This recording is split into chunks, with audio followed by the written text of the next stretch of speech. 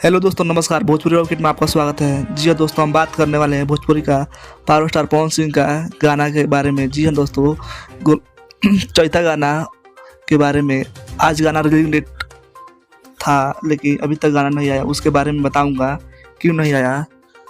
अगर आप लोग हमारे चैनल पर नए हो तो हमारे चैनल को लाइक सब्सक्राइब करके जुड़िए ताकि भोजपुरी खबर सबसे पहले मिले।